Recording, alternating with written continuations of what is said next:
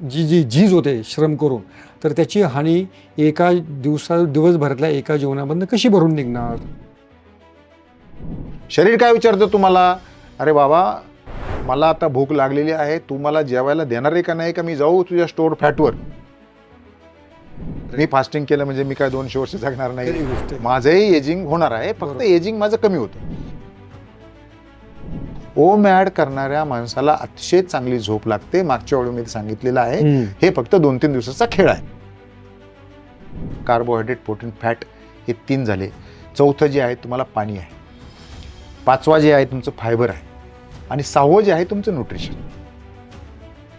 की जेवणाचं ताट कसं असावं, की असं धरून चला बैठे काम करणारा गृहस्थ आहे, त्याचं एकदाच तुला जेवायचं, तर जेवणाच्या ताटामध्ये काय काय असतं? आता मला भूक लागणार आहे, मग अर्धा किलो चिकन खाऊन घ्या, असं अपेक्षित नाही आहे. किंवा मला मी भूक लागली मला, मग मी 3 भाकरी खातो आता कारण मला जेवायचं नाही, हे अपेक्षित नाही. व्हिटॅमिन डीच्या सुद्धा गोळ्या मिळतात. मग अशा प्रत्येक व्हिटॅमिनसाठी गोळ्याच घ्यायच्या का? जर एखादं सुरू करायचं आहे ओमॅट, तर त्यानं कोणकोणत्या ज्या टेस्ट्स आहेत त्या केल्या पाहिजेत आणि आपली बॉडी नक्की कुठे उभी आहे, आपले पॅरामीटर्स आपले काय आहेत, हे जर चेक करायचं असेल तर कोणकोणत्या टेस्ट ह्या आवर्जून केल्या पाहिजेत ओमॅट सुरू करण्यापूर्वी? जे तुमच्या भाकरी, चपाती आणि फळं खाल्ल्यामुळे जे फॅटी लिव्हर होतं त्याला बरं. नॉन अल्कोहोलिक फॅटी लिव्हर म्हणतात. ओके. नॉन अल्कोहोलिक फॅटी लिव्हरचं प्रमाण जे आहे ते फार मोठ्या प्रमाणावर आहे. 1 मील डेचा आपला बेसिक आहे तुमचा आजार. त्या आजाराप्रमाणे तुम्ही तुमचं फास्टिंग कमी जास्त करा, बाकी ओके. काही इश्यू नाहीये. नमस्ते, मी योगेश कुटे. लेट्स अप विशेष या कार्यक्रमामध्ये तुम्हा सर्वांचं पुन्हा एकदा स्वागत. आपण काही दिवसांपूर्वी ओमॅड म्हणजे 1 मील अ डे याविषयी एक पॉडकास्ट केला होता आणि या पॉडकास्टला लोकांनी इतका भरभरून प्रतिसाद दिला की हा जो व्हिडिओ आहे हा यूट्यूबवरती जवळपास 2 लाखाहून अधिक जणांनी पाहिलेला आहे. हेच प्रमाण फेसबुकवरती लाखांपेक्षा अधिक आहे. इंस्टाग्रामवर देखील लाखो लोकांनी हा पॉडकास्ट पाहिला आणि त्या पॉडकास्टवरती लोकांच्या इतक्या शंका आलेल्या आहेत आणि लोकांना उत्तरं हवी आहेत, उत्सुकता आहे लोकांना. आपण करू शकतो का, त्याची करण्याची योग्य पद्धत काय? आणि आपण तेव्हाच म्हटलेलं होतं की एका भागामध्ये हा काही पॉडकास्ट संपणार नाही आहे, तर लोकांना आपण वारंवार याविषयी जागृती त्याच्यामध्ये आपण निर्माण करूया. आणि हा पॉडकास्ट आपण कोणासोबत केला होता, तर माजी अतिरिक्त जिल्हाधिकारी संपत डावकर सर यांच्यासोबत. संपत डावकर सर, तुमचं लेट्सअपवर पुन्हा खूप खूप स्वागत. Thank you sir. आणि किती फोन आले तुम्हाला या पॉडकास्ट नंतर? बरेच फोन आले. बरं. ज्या लोकांनी मला शोधून फोन केले. बरं. ओळखीचे जे लोक आहेत, म्हणजे त्याच्यामध्ये अगदी सुरुवात केली तर उच्च न्यायालयाचे मुख्य निवृत्त न्यायाधीश, आमचे बरेचसे IAS ऑफिसर, कीर्तनकार असतील, शेतकरी असतील, म्हणजे बाकी सगळ्या लोकांचे फोन आले. सगळ्या लोकांचे फोन आले आणि अनेकांनी आम्हाला विचारलं कॉमेंट्समध्ये की तुम्ही फोन नंबर का देत नाही. तर फोन नंबर न देण्याचं कारण एवढंच होतं की लोकांनी भरपूर फोन केले असते आणि त्यांचं जे रोजचं वेळापत्रक आहे ते विनाकारण डिस्टर्ब झालं असतं. पण तरी आम्ही एक आव्हान केलं होतं की तुमच्या ज्या शंका असतील त्या पॉडकास्टच्या खाली कॉमेंट्समध्ये विचारा. तर त्या शंकांना आपण उत्तर देण्याचा आजचा हा कार्यक्रम आहे. आणि पुन्हा आपण एक बेसिकपासून सुरुवात करूया. 1 मील अ डे म्हणजे काय?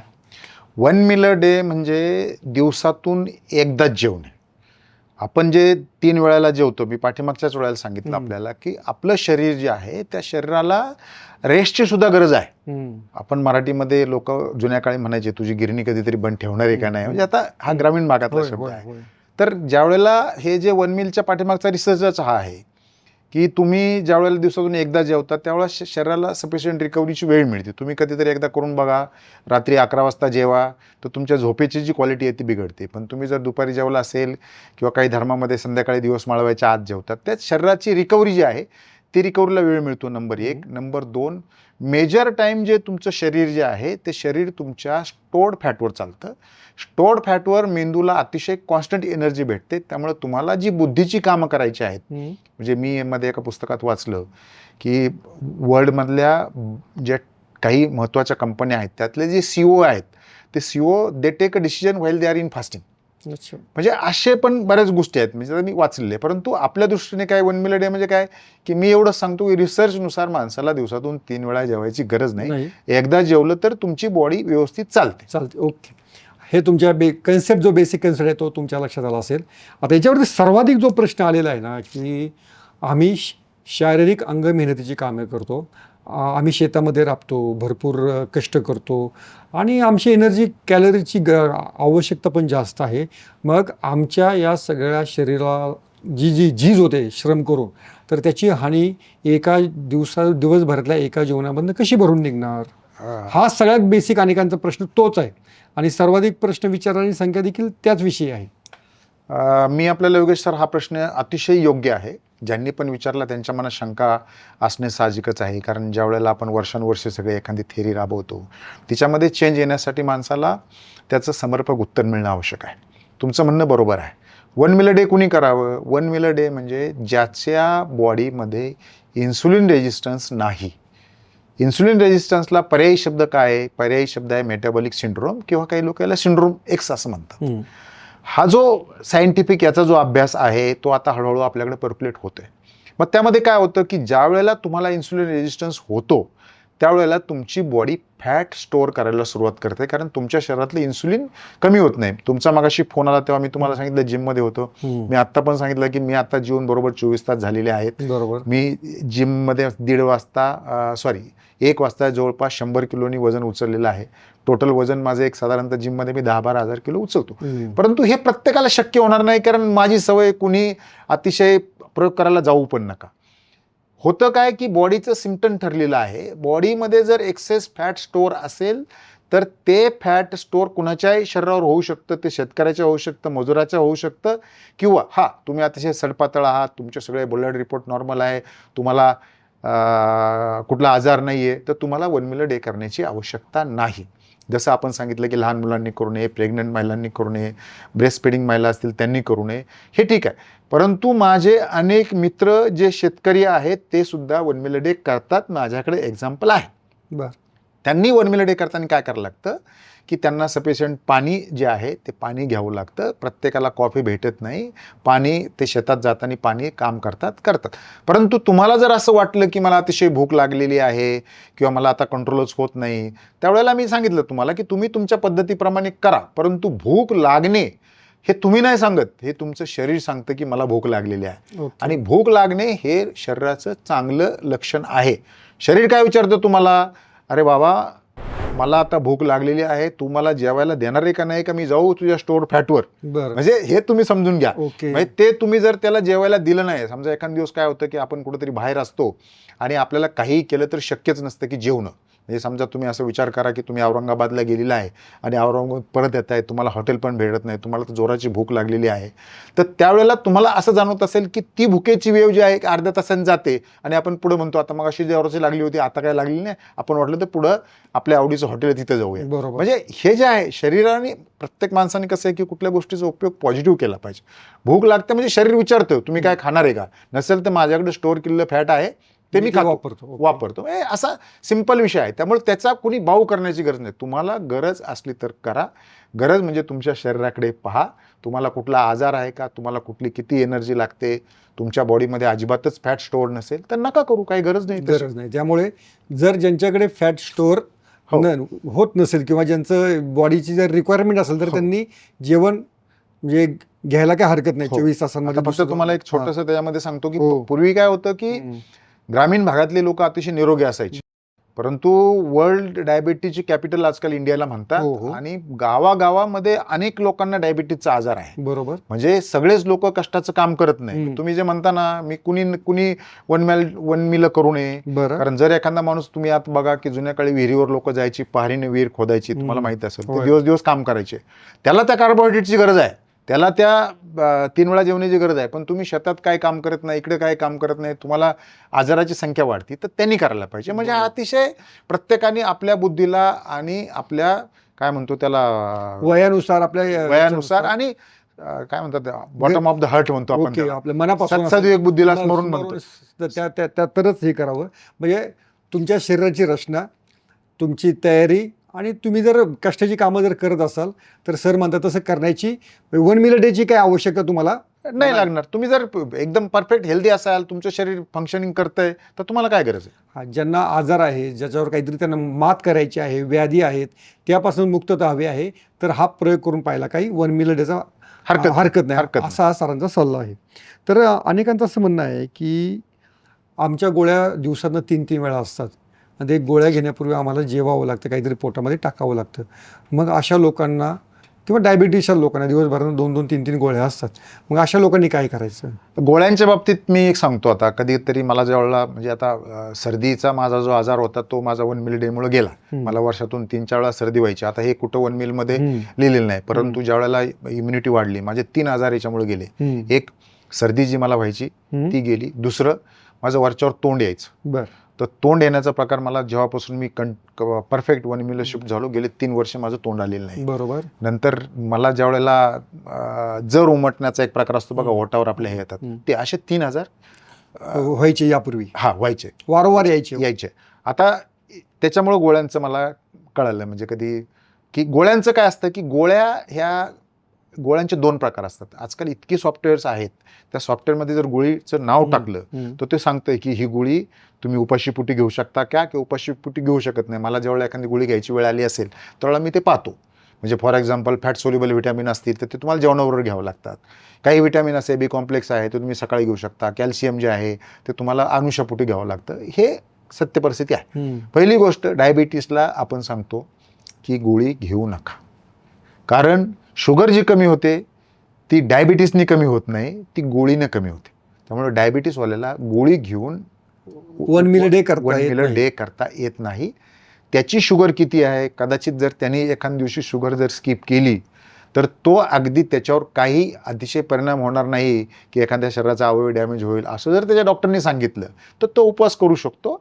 अनेक लोक डायबिटीसचा उपवास करतात, परंतु त्याच्या गोळ्या ॲडजस्ट करावी लागतात. ओके. बाकीच्या ज्या गोळ्या आहेत, की बाकीची जी गोळ्या आहे, समजा तर ब्लड प्रेशर असेल, एकदम हायपर ब्लड प्रेशर आहे, तुम्ही ती गोळी कुठल्याही परिस्थितीत त्यांचा डॉक्टर सांगितलं की तुम्ही किती प्रयत्न झाले तर बंद करू शकत नाही, परंतु हे सामान्य डॉक्टर सांगू शकणार नाही.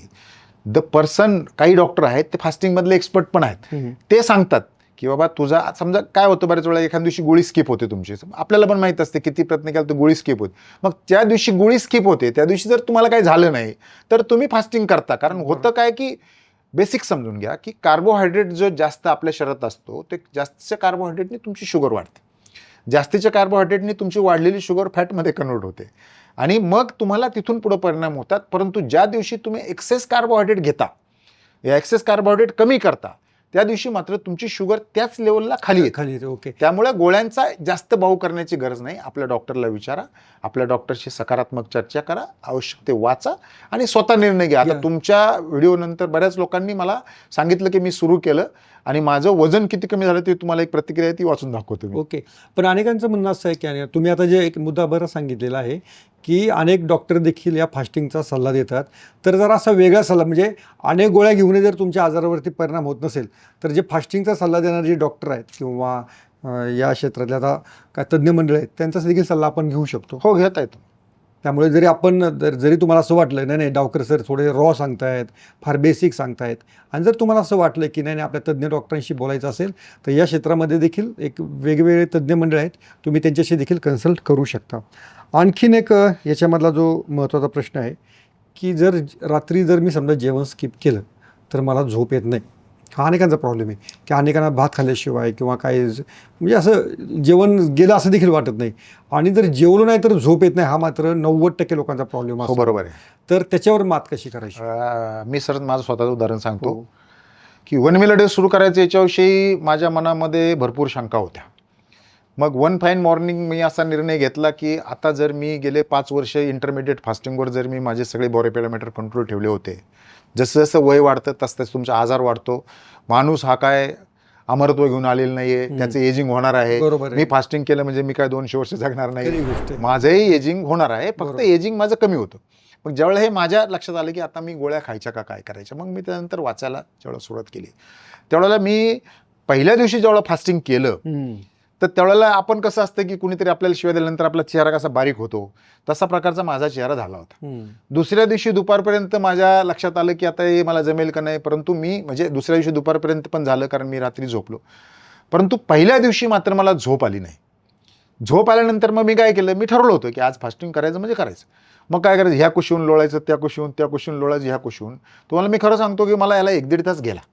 1-1.5 तास गेल्यानंतर मला जी झोप लागली ती झोप एवढी गाढ होती, रात्री लघवीला लागली नाही, सकाळी 7-8 वाजेपर्यंत काय प्रॉब्लेम नाही. आणि मग मला लक्षात आलं की अरे याच्यामध्ये काही फरक आहे. माझे जे लोक आत्ता करतात, कारण बऱ्याच लोकांना काय असतं, पोट असलं तरी रात्री लघवीला उठायला लागतं. पोट असणे हे प्री डायबिटिकचं लक्षण आहे, ढेरी असणे हे प्री डायबिटिक लक्षण आहे. मग त्यानंतर तुम्हाला डायबिटीस 5 वर्षांनी होईल, 10 वर्षांनी होईल, की 15 वर्षांनी होईल, किंवा डायबिटीस नाही झाला तर त्याचे वेगळे प्रकार असतात. म्हणजे डायबिटीसचा सक्का भाऊ जो आहे, ब्लड प्रेशर आहे, कोलेस्ट्रॉल, हे सगळे मेटाबॉलिक सिंड्रोमचे आजार आहेत. तर कुठला तरी आजार होतो, परंतु पहिल्या दिवशी तुम्हाला चांगली झोप लागते. मी मध्ये एक इंस्टाग्रामवर माझ्या व्हिडिओ टाकला होता की झोपेचं क्वालिटी, त्यात मी टाकलंय 8 तास फक्त मी 1 मिनिटं जागा होतो. अनेक लोक झोपेमध्ये बराच वेळ रात्री जागे असतात, 2-2, 3-3 वेळाला जाग येते, झोप गाढ येत नाही. ओम ॲड करणाऱ्या माणसाला अतिशय चांगली झोप लागते. मागच्या वेळी मी सांगितलेलं आहे, हे फक्त 2-3 दिवसाचा खेळ आहे. बरोबर, ओके. सवयीचा फक्त तो भाग आहे, सवय होते शरीराला सवय होते. आता आणखी हे विचारलेलं आहे की मी जेव्हा हा ओमॅड सुरू करेल तेव्हा माझी दिनचर्या काय असली पाहिजे.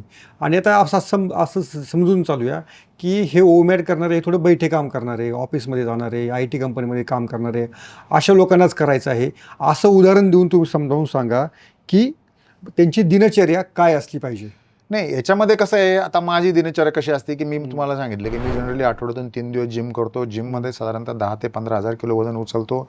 पाहिजे तर मी आज 1.5 तासापूर्वी मांडलेला व्हिडिओ तुम्हाला देतो, तुम्ही त्याला टाका. 100 किलो उचललेला आहे. आत्ताही मला तर मी तुम्हाला सांगितलं 23 ते 24 तास मला फास्टिंगमध्ये झालेलं आहे. दिनचर्या माझी कशी असते मी सांगतो. मी सकाळी उठल्यानंतर आहे ना, पहिली एक ब्लॅक कॉफी घेतो. ब्लॅक कॉफी घेतल्यानंतर मग मी काय करतो की जिमला जाणार नसेल तर मी काय करतो, वॉकला वगैरे जातो. वॉकला जाऊन आल्यानंतर परत साधारणतः 12च्या जवळपास एक कॉफी घेतो, किंवा मग आपला साधा ग्रीन टी वगैरे घेतो. आणि दिवसातून मी 3 कॉफी घेतो. म्हणजे समजा जर वाटलं मला की आता 4 वाजता जेवायचे, 5 वाजता जेवायचे, जर मला भेटली 2-2:30ला तर मी 2:30ला एक कॉफी घेतो. कॉफीचा एकच ड्रॉबॅक असतो की कधी कधी कॉफीचे स्ट्रेन पडतात दातावर वगैरे, येतात स्ट्रेन. तर कॉफीचा बाकी दुसरा काय साईड इफेक्ट नाही. कॉफीविषयी तुम्ही जर कॉफीचं बुलेट प्रूफ डाएट म्हणून डेव्ह आस्प्रेनचं पुस्तक आहे, त्याच्याविषयी त्यांनी कॉफीविषयी भरभरून लिहिलेलं आहे. कॉफीमध्ये काय चांगले हे आहेत. कॉफी वाईट कुठली, तर कॉफी दूध आणि साखरेची कॉफी वाईट. मग दुपारचं जे जेवण आहे त्या जेवणामध्ये काय होतं, बरेच लोकांना असं वाटतं की मी कमी जेवणार आहे, म्हणजे मला एकदाच जेवायचं, मग काय मिळेल ते खाऊन घ्या, असं नाही आहे. तुम्ही तुमच्या हिशोबानेच खा, एकदम जास्त खाऊ नका. आजच मला एका वरिष्ठ अधिकाऱ्याचा फोन आला होता, मग त्यांनी मला बऱ्याच गोष्टी सांगितल्या. मी म्हणलं साहेब एवढं खायची तुम्हाला गरज नाही आहे, तुम्ही लिमिटेडमध्ये खा, म्हणजे जास्त खायची गरज नाही. ओमॅडमध्ये तुम्हाला डेन्स न्यूट्रिशन पाहिजे असतं. पण डेन्स न्यूट्रिशन म्हणजे काय, तर तुम्हाला 6 बेसिक गोष्टी भेटल्या पाहिजे. त्यामधले कार्बोहायड्रेट, प्रोटीन, फॅट हे 3 झाले. चौथं जे आहे तुम्हाला पाणी आहे. 5वा जे आहे तुमचं फायबर आहे. आणि 6वं जे आहे तुमचं न्यूट्रिशन. न्यूट्रिशनच्या बाबतीत आपण मागच्या विषयी पण बोललेलं आहे. मी आताच लोकांना सांगितलं होतं की मी काय म्हणतो की 6 प्रकारच्या बिया पण मागच्या वेळेला आपण सांगितलेल्या आहेत. त्या 6 प्रकारच्या बियामध्ये तुमचे मिनरल्स हे मेजर मिनरल तुम्हाला मिळतात. त्याच्यामध्ये मेजर मिनरल मिळतात. आणि ज्या गोष्टी आता फॉर एक्झाम्पल मला लोक म्हणतात की साहेब कॅल्शियम घेण्याचं आम्ही इतक्या वर्ष घेत नाही. तुम्ही मला सांगा की जुन्या काळी लोक पान खायचे, पानाला काय लावायचे, चुना लावायचे. चुना म्हणजे काय, चुना म्हणजे कॅल्शियम आहे, बरोबर आहे. म्हणजे जुनी लोक न्यूट्रिशन घेत नव्हते असं आहे का, तर नाही. दुसरं तुम्ही बघा, जवसाची चटणी खाण्याची परंपरा गावामध्ये आहे. जवसाची चटणी खायची लोक, जवस म्हणजे आजकाल फ्लेक्सी म्हणजे, आणि आता त्याला तो लोकांनी वेगळ्या अँगलने घेतलं. पण जुन्या काळी जवसाची चटणी घराघरात असायची. जुन्या काळात मी शेंगदाणे खातो भिजवलेले, कारण आताच्या सध्याच्या परिस्थितीमध्ये शेंगदाणे भिजवलं तर त्यातले काही चुकीच्या पद्धत वापरली असेल तर ते निघू शकतं. एक फक्त मला सांगा की जेवणाचं ताट कसं असावं, की असं धरून चला बैठे काम करणारा गृहस्थ आहे, त्याचं एकदाच तुला जेवायचं, तर जेवणाच्या ताटामध्ये काय काय, जेवणाच्या ताटामध्ये त्यांनी पहिले घेतलं पाहिजे थोडंसं फॅट घेतलं पाहिजे, जसं मी शेंगदाणे खोबरे सांगितले. 2 नंबरला त्यांनी सॅलड घेतलं पाहिजे. Salad is a source of the fibre. सॅलडने घेतलं पाहिजे. परंतु मी तुम्हाला सांगितलं किती प्रयत्न केला तर मी गेले 2014 पासून, म्हणजे आता 15 वर्षाला एका सॉफ्टवेअरवर डाएट मॉनिटर करायचं. ते जेनेटिकल बेस्ड सॉफ्टवेअर आहे. गेल्या महिन्यात त्याची कंपनी बंद पडली, मला माहित नाही. आता मी दुसरं सॉफ्टवेअर शोधतोय. तर त्याच्यामध्ये ज्यावेळेला मी डाएट केला तर मला कधीही 15-20 ग्रॅमच्या वर कधी फायबरच भेटला नाही. आणि इंटरनॅशनल स्टँडर्ड प्रमाणे ते म्हणतात 28 ते 31 ग्रॅम पाहिजे. वय वाढल्यानंतर 40 ग्रॅम पाहिजे, मी तुम्हाला सांगितलेलं आहे. मग फायबर नसेल तर मग काय करायचं, तर फायबर सप्लिमेंट घ्यावं लागतं. मी तुम्हाला सांगितलं ओट फायबर पावडर घ्या, किंवा आपली मेथीचा दाणा असतो त्याचे फ्लेक्स आजकाल भेटतात ते घ्या. फायबर तुम्हाला घ्यावा लागतो. म्हणजे तुमचं फॅट खाऊन झालं, सॅलड खाऊन झालं, फायबर खाऊन झाला, मग तुम्ही तुमचं रेग्युलर जेवण घ्या. रेग्युलर जेवणामध्ये तुमच्या पद्धतीनं केलेल्या भाजी म्हणजे आपण कधी वांग्याची भाजी करतो, कशाची भाजी, जी काय नॉर्मल भाजी असेल, मेथीची भाजी सुद्धा फायबरच आहे, कोथिंबीरीच्या वड्या सुद्धा फायबरच आहे. जी कुठली भाजी तुम्ही करता, तांदूळ ज्याची भाजी असेल, जी कुठली भाजी करता, कोबी असेल, जी कुठली भाजी असेल ते, नॉनव्हेजवाल्यांनी कुठली करायची असेल तर ती, कुणी अंड खात असेल तर आमलेट, हे रेग्युलर जेवण करायचं आहे. रेग्युलर जेवणामध्ये मी एवढंच सांगतो की भात, भाकरी, चपातीचं प्रमाण कमी ठेवा. कमी किती ठेवायचं, की समजा तुम्ही जर आज भाकरी समजा पुरी 2 खाताय तर आता 1 करा. पण ज्या माणसाची अगदी इन्सुलिनच घेतो आहे त्याला ती 1 भाकरी पण चालत नाही, मग त्याने कमी करायची. पण ज्या माणसाचं वय साधारणतः 40 आहे, 45 आहे, त्याला ती भाकरी होती. कारण तुमचं पॅनक्रियाचं एजिंग किती झालेलं आहे, पॅनक्रियाचं तुमचं एजिंग किती झालं, किती इन्सुलिन सिक्रेट करताय त्याच्यावर ते डिपेंड आहे. आणि त्यांनी तुमचं वजन, आता माझा भाऊ आहे, तो माझ्या भावाचं असंच झालं की त्याला मी ज्यावेळेला डाएट दिला त्यावेळेला मी त्याला म्हटलं तू काय विचारू नको मला, माझा वेळ घालू नको, तू काय करणार नाही मला माहिती आहे. त्याची बायको जेव्हा शेजारी येऊन बसली आणि ती म्हणली नाही करतील ते द्या, मग मी त्याला दिला. तर त्यांनी सिरियसली केला, त्याला तो आता भाकरी खातो पण त्याला शुगर वाढत नाही त्याची. तो मला सांगतो की माझी आता शुगर वाढत नाही. म्हणजे मला असं वाटलं होतं की त्याला पण भाकरी पूर्ण सोडायला लागेल, तर असं नाही आहे काय. फक्त कार्बोहायड्रेट कमी करायला लागतं तेवढं एक आहे. आणि साखरेचे पण बऱ्याच लोकांना गोड खावं लागतं. सगळ्यात जो कल्पिट असेल तो गोड असतो. गोडमध्ये काय होतं की समजा तुम्ही फास्ट फूड खायला सुरुवात केली, म्हणजे तुम्ही दिवसभर 1 मील करताय पण फास्ट फूड करताय, परंतु उपवास करून आपण जे स्टोअर कार्बोहायड्रेट आहे, जे तुम्हाला मी सांगितलं होतं मसलमध्ये 400 आणि लिव्हरमध्ये 200, हे 600 जर परत अपलोड करणार असेल तर तुमची बॉडी परत केटोसिस जायला वेळ लागतो. त्यामुळे प्रमाणात घ्या, परंतु जेवायचं पोटभर. परंतु असं नाही करायचं की समजा तुम्हाला मी सांगितलं आता मला भूक लागणार आहे मग अर्धा किलो चिकन खाऊन घ्या, असं अपेक्षित नाही आहे. किंवा मला मी भूक लागली मला मग मी 3 भाकरी खातो आता कारण मला जेवायचं नाही, हे अपेक्षित नाही. ओके, म्हणजे उपाशी राहायचे म्हणून आधीच भरपूर पोट भरून घ्यायचं हे पण त्याच्यामध्ये योग्य ठरणार नाही. आता याच्यामध्ये आणखीन एक प्रश्न असा आहे, जे व्हिटॅमिन टॅब्लेट्स जे आपल्याला घ्यावे लागतात किंवा व्हिटॅमिनच्या काही गोळ्या त्यांना सुरू असतात, मग त्याचं काय करायचं.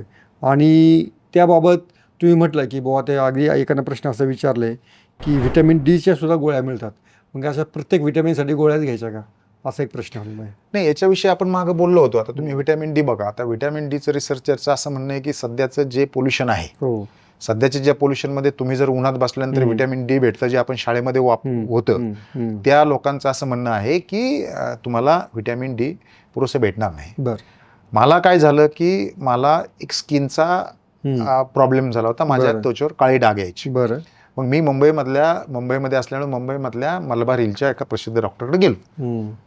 त्यांनी काय प्रतिक्रिया वापरावी की तुम्ही कशाला हे करता, एक गोळी भेटते ती घेत जा, म्हणजे त्याची प्रतिक्रिया डॉक्टरची प्रतिक्रिया होती. पण मी तुम्हाला असंही रिकमेंड करत नाही की बाबा ठीक आहे डॉक्टरला असं वाटलं असेल किंवा तो त्यांचा विचार असतो, परंतु तुम्हाला न्यूट्रिशन जर पुरेसे भेटणार नसेल, आजही तुम्ही ज्यावेळेला अतिशय कमी व्हिटॅमिन किंवा B12 जातो त्यावेळेला डॉक्टर तुम्हाला इंजेक्शन देतात, बरोबर, ते आपण घेतो. मग जर तुमच्या ब्लड सॅम्पलमध्ये जर तुम्हाला असं वाटतंय की तुम्हाला जर व्हिटॅमिनचं पुरेसं तुमच्या रक्तात येत नाहीये, बऱ्याच लोकांच्या ओमॅड तर सोडा, बऱ्याच लोकांच्या रेग्युलर डाएटमध्येच ही डिफिशियन्सी आहे. बरोबर, त्यामुळं हे घेणं काही वाईट नाही. जसं मी तुम्हाला आता कॅल्शियमचं उदाहरण सांगितलं किंवा ओमेगा 3चं सांगितलं तुम्हाला, जवसाच्या चटणीचं, तर हे कॉमन आहे.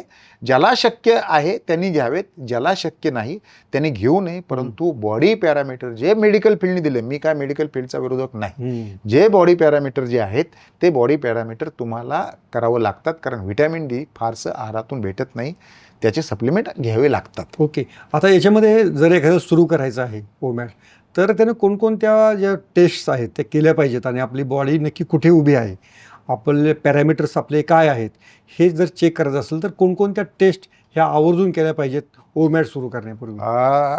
आता काय होतं की ओमॅड सुरू करण्यासाठी मी तुम्हाला सांगेल, जर तुम्हाला जमलं तर त्याच्या स्क्रीनवर त्याचा एक फॉर्म्युला टाका. HOMA-IR नावाची एक टेस्ट आहे, HOMA, HOMA-IR नावाची एक टेस्ट आहे. ही HOMA-IR नावाची टेस्ट काय असते, ती इन्सुलिन फास्टिंग करते. म्हणजे आपण जे शुगर फास्टिंग करतो तसं इन्सुलिन फास्टिंग एक असतं. इन्सुलिन फास्टिंग जे आहे ते इन्सुलिन फास्टिंग आपण चेक करायचं रक्तामधून, आणि दुसरं जे चेक केलं जातं ती फास्टिंग शुगर तर सगळेच जण करतात. पण हे फक्त रक्ताची चाचणी आहे. रक्ताची चाचणी, रक्तामधून तुम्ही इन्सुलिन फास्टिंग द्यायचं. इन्सुलिन फास्टिंगचं थोडंसं आता काही कंपन्या आहेत स्वस्तात पण करतात, मला वाटतं 300-400 रुपये घेत असावेत. HOMA-IR म्हणजे इन्सुलिन फास्टिंग गुणिले फास्टिंग शुगर डिवाइड बाय 405 असा एक त्याचा कॉन्स्टंट आहे. बरं, तो जर इन्सुलिन फास्टिंगचा जर तुम्ही मेडिकलमध्ये विचारला तर त्याचं 2 ते 25 असा एक स्टँडर्ड फॉर्म्युला आहे की इन्सुलिन फास्टिंग किती असो. पण हा जर रेशिओ जो आहे, हा रेशिओ 0.4 ते 1.5 जर आला त्याचा उत्तर, तर बऱ्यापैकी माणसाला आजार नसतात. आता माझ्याकडे काही पेशंट्स असे आहेत, मी परवा दिवशी तुम्हाला सांगितलं की एक IAS ऑफिसरचा मला फोन आला, त्यांना म्हटलं तुमचा मला रिपोर्ट पाठवा, मला इन्सुलिन फास्टिंग पाहिजे. हिज इन्सुलिन फास्टिंग वॉज 19 होतं. मग त्यांच्यामध्ये काय होतं, अशा केसमध्ये त्यांना शुगर नाही, BP नाही, काही नाही, त्यांना एक वेगळाच आजार होता. मग तो जो आजार आहे त्यांनी फास्टिंग केलं, कंट्रोल झाला. परंतु असे अनेक आजार आहेत की जे तुम्ही इन्सुलिन फास्टिंग जर केलं तर कंट्रोल होतात. म्हणजे insulin HOMA-IR is a most test. मग त्याच्यानंतर तुमचं शुगर जर असेल तर तुमची HbA1c असते, बाकीची रेग्युलर शुगर असते, लिपिड प्रोफाईल असतं, तुमच्या थायरॉइडच्या काही टेस्ट असतात. तुम्हाला जर थायरॉइड असेल तर थायरॉइड असो हार्मोनल डिशेस आहे. ह्या कमीत कमी टेस्ट तुम्हाला ज्या तुमच्या डॉक्टरनी सांगितल्या असेल किंवा तुम्हाला डॉक्टर ज्या तुमच्या रेग्युलर टेस्ट सांगतोय त्या टेस्ट तुम्ही करा. आणि फास्टिंग करून त्याच्यामध्ये काय बदल आला एवढं सांगेल. आपण काय कुठल्या टेस्ट असं कोणाला स्पेसिफिक सांगत नाही, पण एक जनरल माहिती म्हणून आपण देतो आहोत. तुम्ही ते केलेच पाहिजे असं नाही, तुम्ही डॉक्टरांशी बोलूनच ते करायचं आहे. पण सरांनी काय केलं हा त्यांचा आपण अनुभव आपण ऐकून घेतो आहोत. तर ती HOMA-IR नावाची जी टेस्ट आहे, HOMA-IR मात्र बऱ्याच वेळा डॉक्टर रिकमेंड करत नाहीत, ती केली पाहिजे. HOMA-IRच्या बाबतीत आजकाल इंटरनेटवर जे विशेषतः फॉरेन युट्यूबर आहेत ते फार चांगले लिहितात, कारण तुम्ही आजकाल OMADवर पण भरपूर लेक्चर आलेत, आजकाल लोक पाहतात. त्यामुळे युट्यूबवर सुद्धा फक्त इश्यू एकच आहे की थोडं इंग्लिशमध्ये असतं, पण काही चांगली लोक युट्यूबवर देतात. म्हणजे याच्यामध्ये जेसॉन फंग ज्याचं फास्टिंग अथॉरिटी म्हणून नाव घेतलं जातं, त्यांचे युट्यूब चॅनल आहे, चांगलं आहे. डॉक्टर स्टेनबर्ग आहे, त्यांचं आहे. कारण शेवटी मोटिवेशन करायला पाहिजे. मोटिवेशन झालं तर माणूस करतो काहीतरी. त्यामुळे टेस्टच्या बाबतीत तुम्हाला जो आजार असेल त्याची टेस्ट करा, फास्टिंग करा आणि 8 दिवसांनीच किंवा 15 दिवसांनी तुम्ही चेक करून पहा. ओके. याच्यामध्ये एकाने विचारलं की फळांचं काय भाव, म्हणजे फळं जेवताना घ्यावीत न घ्यावीत. आपण ती फळं न्यूट्रिशन म्हणून घेतो, तर त्या फळांसाठीचं काय करायचं? फळांच्या बाबतीत तर मी मागच्या वेळेला आपलं ते राहिलं खरं बोलायचं, ते रिझर्वेशन आहे. फळांमध्ये काय असतं की फळांमध्ये शुगर असते. फळांमधली शुगर रेग्युलर शुगर नसते. फळांमध्ये जी शुगर असते ती 2 प्रकारची शुगर असते, एक फ्रुक्टोज आणि दुसरी असते ग्लुकोज. दुधामध्ये जी शुगर असते ती असते लॅक्टोज. दुधाला सध्या पण बाजूला ठेवू. फ्रुक्टोज जी असते म्हणजे ग्लुकोज जी असते ती ग्लुकोज शरीरामध्ये तात्काळ गुळमिळून जाते, म्हणजे बॉडी ॲब्सॉर्ब. फ्रुक्टोज जे आहे ती फ्रुक्टोज याच्यावर पण भरपूर आहे. फ्रुक्टोज जी आहे ती फ्रुक्टोज लिव्हरला कन्वर्ट करून ब्लड स्ट्रीममध्ये सोडायला लागते.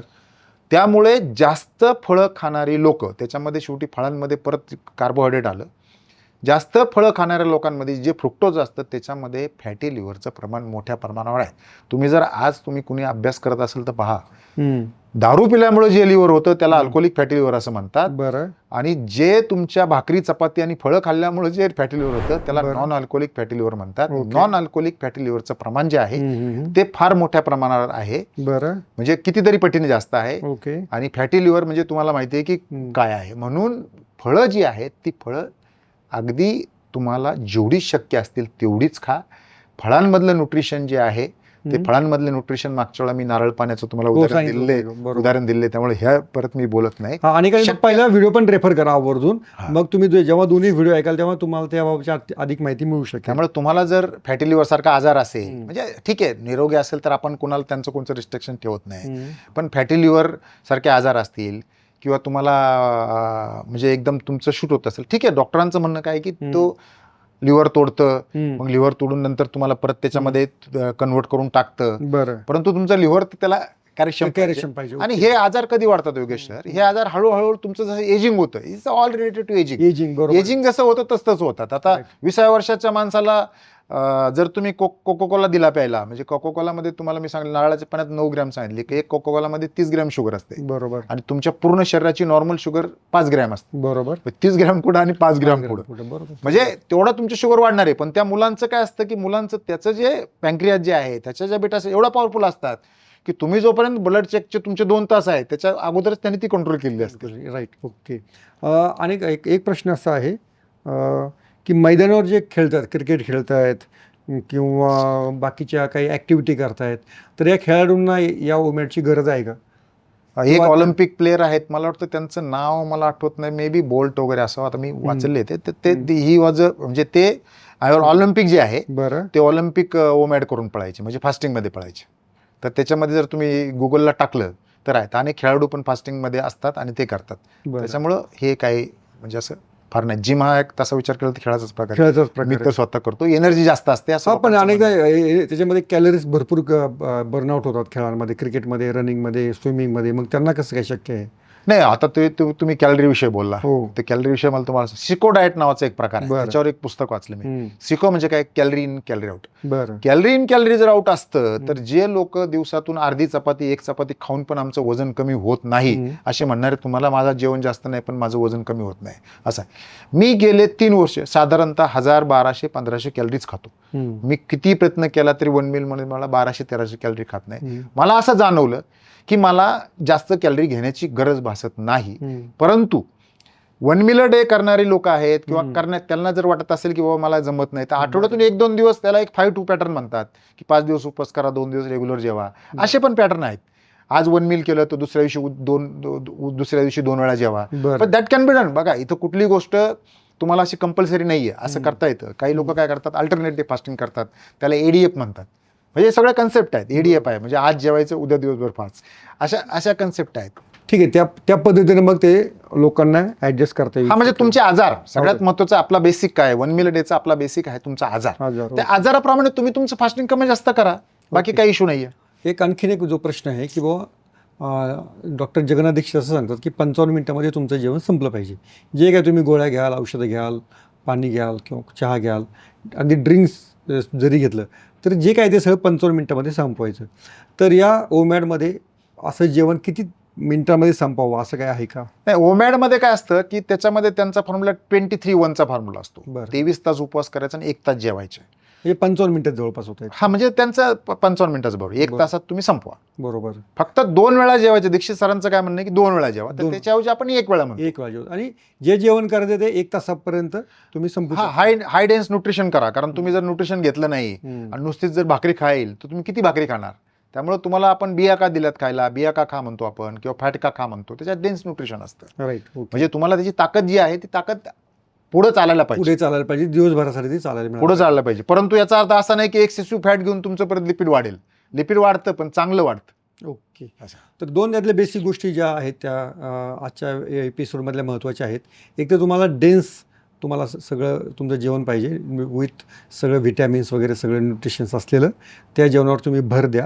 आणि दुसरी गोष्ट अशी आहे, ते जेवण 55 मिनिटं 1 तासामध्ये हा, 1 तास नाही. काही ठिकाणी लोक काय म्हणतात, आता सुरुवातीला काही लोकांना शक्य होत नाही, मग काही लोक 20-4 करतात, बरं. काही लोक 22-2 करतात, काही लोक 21-3 करतात सुरुवातीला नवीन.